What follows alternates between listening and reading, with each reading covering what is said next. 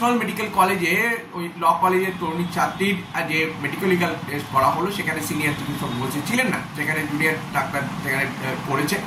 Senior চিকিৎসক যার duty ছিল তিনি সেদিন ছিলেন না, তিনি হয়তো অসুস্থও থাকতে পারেন, কিন্তু প্রশাসনের দায়িত্ব ছিল সেখানে কিন্তু একজন সিনিয়র চিকিৎসককে অ্যাভেলেবেল করা এবং তার মাধ্যমেই আজকে কিন্তু এই মেডিকেল করা দরকার ছিল। কারণ এই কেসগুলো এতটাই জটিল, কতজন এখানে ইনভলভ আছে গ্যাং রেপের ক্ষেত্রে, কারা কারা ইনভলভ আছে সবটা যদি আজকে প্রমাণ করতে হয় তাহলে কিন্তু এই মেডিকেল টেস্ট কিন্তু অত্যন্ত গুরুত্বপূর্ণ, কারণ এটার উপরে দাঁড়িয়ে কিন্তু আগামী দিনে বিচার প্রক্রিয়া চলবে। ফলে এই ধরনের একটা গুরুত্বপূর্ণ একটা টেস্ট এইভাবে ছেলে খেলা চললো। যার আরজিকর মেডিকেল কলেজের মহিলা ডাক্তারকে ধর্ষণ করে খুন করার পর প্রমাণ লোপাট করা হয়েছে বলে সিবিআই অভিযোগ তুলেছে।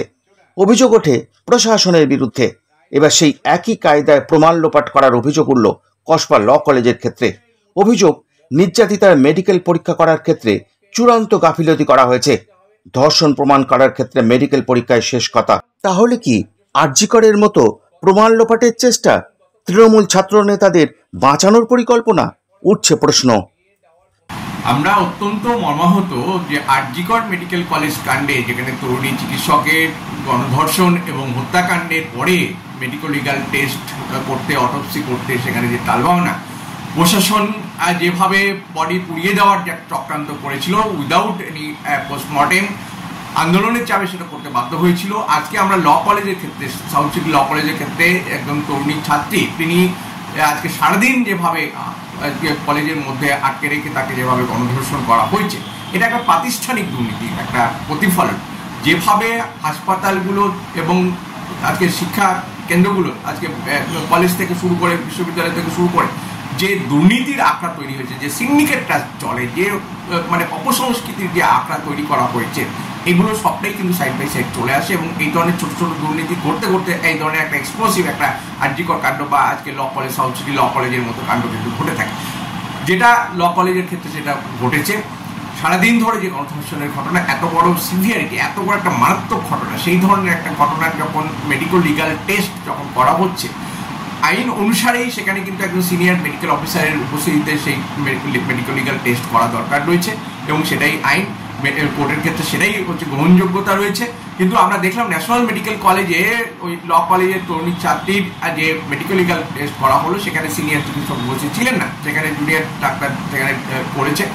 সিনিয়র চিকিৎসক যার ডিউটি ছিল তিনি সেদিন ছিলেন না, তিনি হয়তো অসুস্থও থাকতে পারেন, কিন্তু প্রশাসনের দায়িত্ব ছিল সেখানে কিন্তু একজন সিনিয়র চিকিৎসককে অ্যাভেলেবেল করা এবং তার মাধ্যমেই আজকে কিন্তু এই মেডিকেল করা দরকার ছিল। কারণ এই কেসগুলো এতটাই জটিল, কতজন এখানে ইনভলভ আছে গ্যাং রেপের ক্ষেত্রে, কারা কারা ইনভলভ আছে সবটা যদি আজকে প্রমাণ করতে হয় তাহলে কিন্তু এই মেডিকেল টেস্ট কিন্তু অত্যন্ত গুরুত্বপূর্ণ, কারণ এটার উপরে দাঁড়িয়ে কিন্তু আগামী দিনে বিচার প্রক্রিয়া চলবে। ফলে এই ধরনের একটা গুরুত্বপূর্ণ একটা টেস্ট এইভাবে ছেলে খেলা চললো, যার ফলে কিন্তু আজকে এই সমস্ত ক্ষেত্রে যে এই যে ধরনের যে প্রাতিষ্ঠানিক দুর্নীতিগুলো চলছে, এই যে চূড়ান্ত ভয়াবহ একটা অরাজকতা চলছে, অপসংস্কৃতি, এগুলো যে চলছে প্রত্যেকটা প্রতিষ্ঠানের ভেতরে, এগুলো কিন্তু এই ধরনের গাফিলতির ফল কিন্তু প্রশাসনের দিক থেকে, অথরিটির দিক থেকে চূড়ান্ত গাফিলতির ফলেই কিন্তু আজকে এই সব জিনিসগুলো তৈরি হচ্ছে বলে আমরা মনে করি।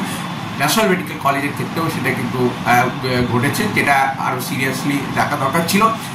তাই সন্দেহ দেখা দিয়েছে আরজিকরের নির্যাতিতার মতোই সাউথ কলকাতা ল কলেজের ধর্ষিতা বিচার পাবে কিনা।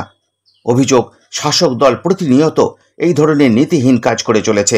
অপরাধীকে শাস্তি দেওয়ার পরিবর্তে অপরাধের শিকার যিনি হলেন তাকে শাস্তি দেওয়া হচ্ছে। বারবার এই ধরনের ঘটনা ঘটছে, আর এই কারণেই অপরাধীরা এখন বেপরোয়া হয়ে উঠেছে।